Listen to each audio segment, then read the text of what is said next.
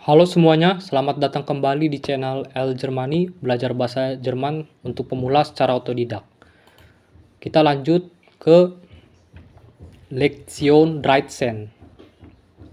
Oke, jadi ini judul kita personal pronomen, kata ganti orang.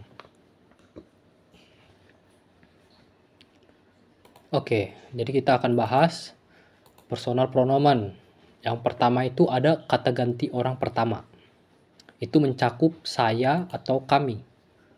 Ya, itu artinya itu mencakup diri kita sendiri ya. Orang pertama, kita sendiri. Ya, saya berarti dia singular kan, karena mencakup hanya diri kita.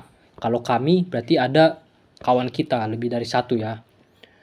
Untuk kata ganti orang kedua, itu yang lawan bicara kita. Misalnya kita lagi bicara, kalau kita bilang kamu, kalian, Anda, pasti orang tersebut sedang berada di depan kita ya, lagi bicara dengan kita. Misalnya kamu sangat cantik, pasti ada dong orang itu yang lagi kita puji.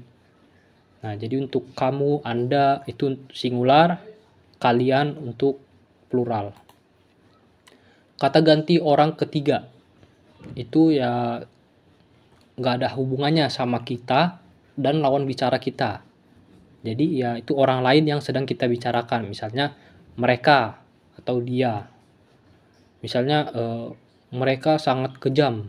Nah, itu kan artinya yang kejam itu, orang-orang yang kejam itu kan nggak ada di sekitar kita. Kita lagi ngomongin orang itu. Nah, seperti itulah kata ganti orang ketiga. Jadi di sini dalam bahasa Jerman juga demikian. Jadi dia ada singular dan pluralnya untuk personal pronomen. Nah, ini artinya itu kata ganti orang. Ingat ya, personal pronomen artinya itu kata ganti orang. Jadi yang pertama singular ada ich. Teman-teman pasti udah tahu ya artinya. Plural ada wir.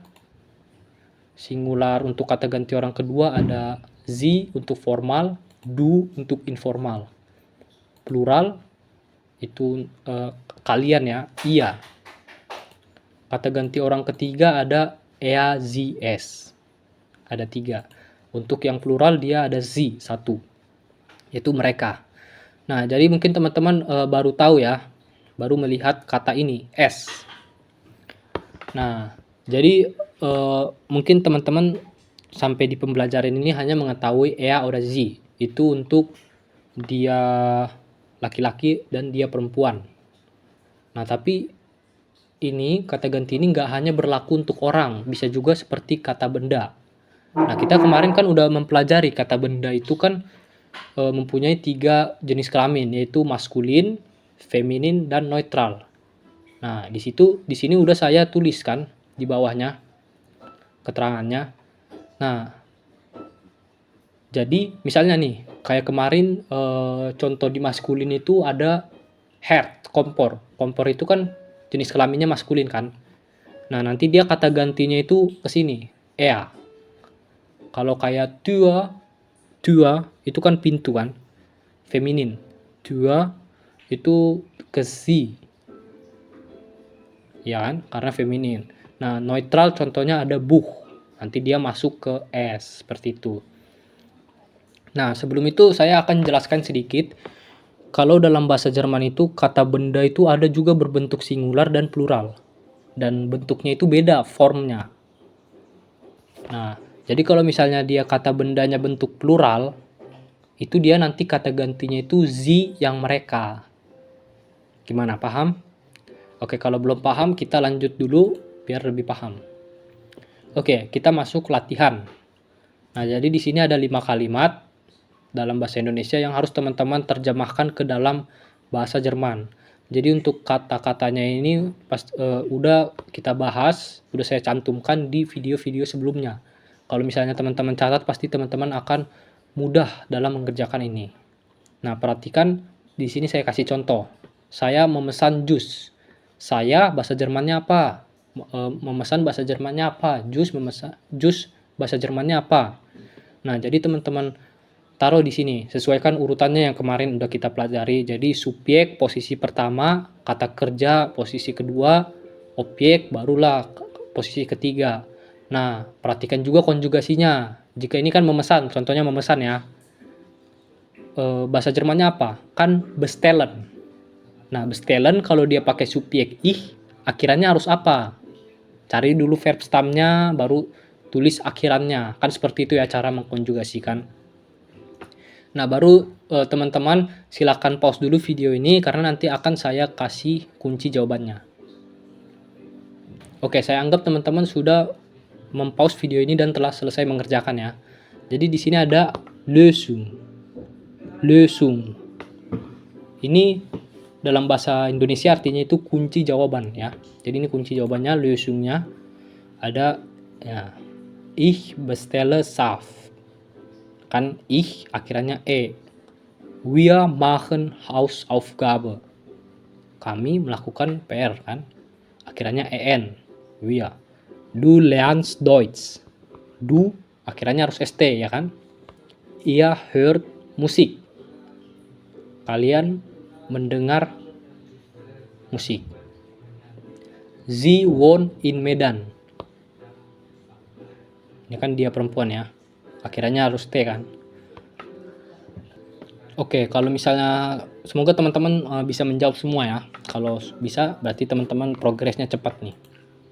Oke, kita lanjut. Slide berikutnya ada di sini saya kasih dua kalimat ya. Dua kalimat. Er kauft Buch, er geht in die Schule. Dia beli buku, dia pergi ke sekolah. Nah, ini saya akan kasih tahu teman-teman ya, mungkin ada yang lupa mengenai kata ganti orang ketiga ini. Jadi ea ini artinya kan dia laki-laki. Nah, ini sebenarnya masih kurang efektif kalimat seperti ini. Kenapa? Karena di kalimat pertama itu, ini kan kalimat pertama nih, er kauft Buch. Dia membeli buku. Nah, itu kan kalimat pertama kan dia udah pakai kata ganti orang ketiga. Nah, seperti itu nggak bisa. Jadi untuk kalimat pertama harus kita isi dulu dengan nama orang atau ya apalah, pokoknya jangan langsung kata ganti orang ketiga. Karena itu nanti jadi nggak jelas. Dia siapa? Kita nggak tahu yang lagi dibicarakan siapa. Nah, tapi kalau misalnya kita ganti dengan misalnya nama orang, Tony kauft Buch, er geht in die Schule. Tony membeli buku, dia pergi ke sekolah. Nah, dianya ini kan jadi tahu kita siapa kan. Dan Tony ya ini berarti menggantikan si Tony ini. Jadi kita di A1 ini kita harus betul-betul paham cara penggunaan personal pronomen kata ganti orang ketiga ini. Oke, untuk lebih memahami kita akan masuk langsung ke latihan ya. Jadi saya akan jelaskan dulu. Ich frage Polizist. Er heißt Frank. Saya bertanya kepada polisi. Dia bernama Frank. Jadi dia ini siapa nih? Ya, si polisi itu. Polizist kemarin kan masuk ke maskulin, ya kan? Kata benda maskulin. Maka dia kata gantinya jadi er, ya kan? Oke. Du kaufst Buch. Es ist teuer. Kamu membeli buku. Itu mahal. Nah, yang mahal itu apa? Buku kan? Nah, makanya buku itu kan kemarin digolongkan ke dalam jenis kelamin neutral kan? Nah, neutral kata gantinya apa? S, ya kan? Jadi di sini taruh S. Itu mahal. Nah, ini perhatikan. Kita harus pakai sign ya, belum kita pelajari ya. Cuman teman-teman harus, yang penting teman-teman paham dulu personal pronomennya ini. S ini. Kenapa ada S di sini? Untuk kata kerjanya nanti akan kita pelajari di pembelajaran selanjutnya. Oke. Ini ketiga, wir haben Flasche. Sie ist blau. Nah, kami mempunyai botol. Itu biru, warna biru. Blau itu biru. Nah, jadi Flasche ini kan botol. Dia kan jenis kelaminnya kan feminin kan. Maka personal pronomennya di sini taruhlah sie, ya kan? Karena dia feminin. Nah, yang terakhir, ihr habt 3 Lampen. Sie sind hell. Nah, kalian punya 3 lampu. Itu terang. Hell itu terang. Nah, jadi di sini kenapa pakai sie? Karena dia ini plural ya. drei Lampen. Kalau di catatan teman-teman kan dia masuk ke feminin Lampe tulisannya ya, tanpa N. Nah itu dia. Seperti yang saya bilang tadi, bentuk kata benda singular dan plural itu mempunyai perbedaan. Jadi untuk yang pluralnya di sini dia tinggal tambah N ya. Jadi Lampen. Nah tapi itu nggak berlaku, maksudnya jangan salah paham. Oh, kata benda yang bentuk plural tinggal tambahin N, itu nggak salah. Dia banyak bentuknya. Nanti akan kita pelajari di pembelajaran selanjutnya. Oke, jadi untuk sekarang yang penting teman-teman paham dulu kenapa dia di sini sie, mereka. Sie yang mereka. Karena kata bendanya ini plural. Kalau kata benda plural, ya kata gantinya itu jadi sie yang mereka. Oke, paham ya? Oke. Hausaufgabe, pekerjaan rumah. Buat 10 kalimat menggunakan personal pronomen ya.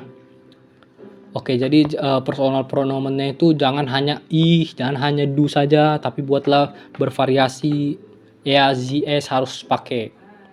Nah, untuk misalnya teman-teman pakai er, sie, es atau sie yang mereka. Nah, itu berarti harus satu nomor ada 2 kalimat kan berarti. Nggak bisa dia langsung kalimat, karena dia nggak bisa langsung kalimat pertama itu langsung er. Kayak tadi kan Kaufbuch, itu kan nggak bisa. Jadi buatlah namanya dulu, misalnya Toni Kaufbuch, barulah personal pronomen. Geht in die Schule. Nah, itulah baru satu nomor, itu baru satu nomor ya. Berarti ada dia bagian yang satu nomor itu 2 kalimat.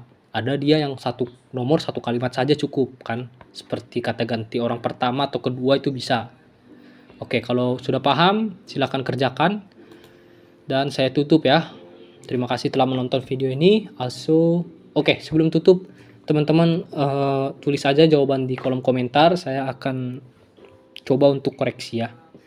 Kalau misalnya kalian betul, itu berarti kalian sudah paham seluruh materi dari video ini. Oke. Also, tschüss.